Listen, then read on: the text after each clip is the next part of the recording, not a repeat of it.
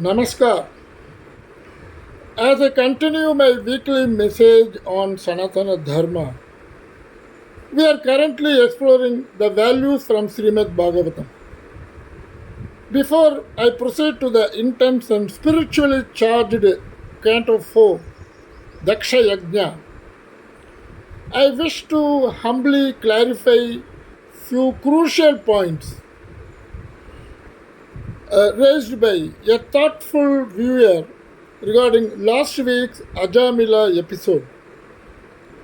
It is a concern shared by many in today's world who seek shortcuts to salvation while navigating the maze of modern life. Let me be clear and emphatic. Ajamila's salvation was not a reward for sinful life, but a rare divine exception, a spark of Bhagavan's unimaginable Kripa Yoga. It was not earned, it was gifted by grace, not by merit. Scriptures are not loopholes for immoral living. They are luminous roadmaps toward Dharma, Bhakti, and Jnana. And the story of Ajamila is not a license to sin, but a warning wrapped in divine mercy. It is like someone falling off a cliff but being caught midair by a miracle. You don't jump off hoping for the same. And in the Bhagavad Gita, Lord Krishna says, Nahi kaschit kshanamabi jatu nishtat ya karma. Let me repeat again. Nahi kaschit kshanamabi jatu dishtat ya karma. That is, not even for a moment can anyone remain without action. This applies equally to Dharma. Every moment must be lived with awareness, integrity, and surrender. Ajamila's utterance of Narayana at the time of death was not out of devotion, but to call his son. Yet, such is the infinite power of the divine name, Nama Mahima, that even accidental remembrance invoked divine intervention. But such Kripa Yoga is rare, one in a million. And Manushyanam Sahasreshu Kaschit Yatati Siddhaye Yatatamabi Siddhanam Kaschinmam Vetti Datvadaha. That is, the Nama protects, no doubt, but can we depend on a last minute utterance to wipe away a lifetime of selfishness, deceit, and adharma? This modern generation, flooded with distractions and temptations, must understand there is no shortcut to moksha, there is no bypass around dharma, and there is no spiritual insurance policy through negligence. Instead, walk the path of Dharma daily, lovingly chant the Lord's name, and serve others with humility.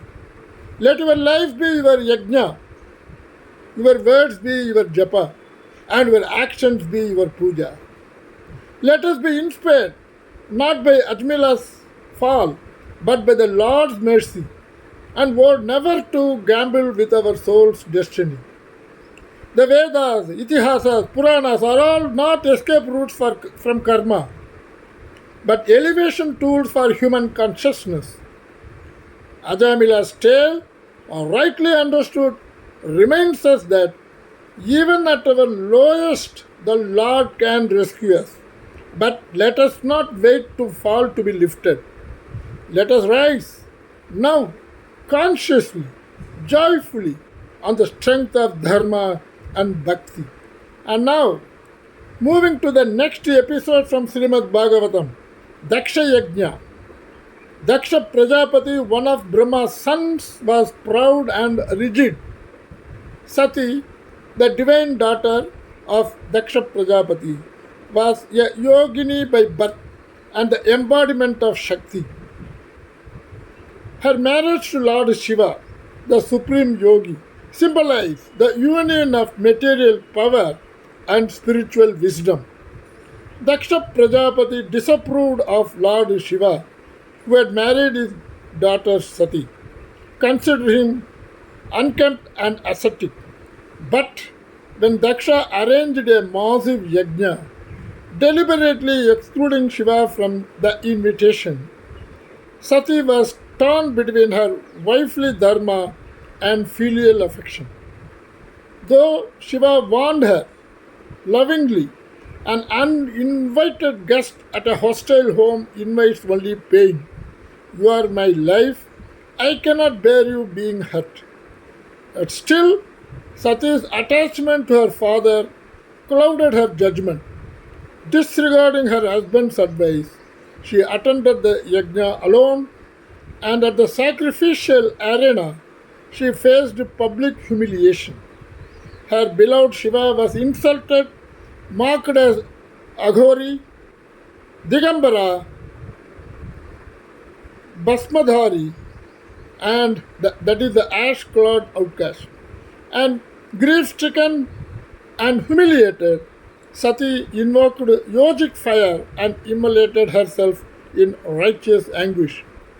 In symbolic terms, Sati represents the human mind torn between ego, emotion, and duty. And the key takeaways for this modern world from this episode is emotional loyalty must balance with marital dharma. It is natural for daughters to remain emotionally close to their parents. Yet, after marriage, one's primary dharma shifts to one's spouse and family. Mutual respect and confidence in each other must be non negotiable. Disregarding the wisdom of a well meaning spouse, Shiva was calm, detached, and all knowing. His advice was born out of wisdom. Ignoring a loving spouse's well meant counsel under emotional pull can lead to irreversible pain. Unchecked attachment is a path to suffering, and Sati's over attachment led to her physical destruction. Today, over attachment to past, family status, or ego can destroy emotional and spiritual well being. Insults to one spouse should never be tolerated silently, and mutual dignity is a pillar of any relationship. And Sati chose self sacrifice over tolerating insult to her husband, a profound act of loyalty, though tragic. And this story should not be seen through a lens of suppression or patriarchy, but as a call for balance. To daughters, love your parents, but build partnership and trust with your spouse. To husbands, speak with love, not authority, guide, not command. And to all couples, mutual dharma and emotional maturity build a home stronger than rituals or bloodline pride. And Patihu Pachanam Srunaya Nari Dharma Marge Siddham Sada. A wife must heed the words of a dharmic husband who stands on the righteous path. And Vivekahinam Saprema Sadadu Kaya Kalpate. That is, affection without discernment always leads to sorrow. And Sammado Grihamulam Hi Tatra Dharma Nivasati. Communication is the root of the household where it flows, Dharma resides. So, the story of Sati's self immolation is not about control but about consciousness.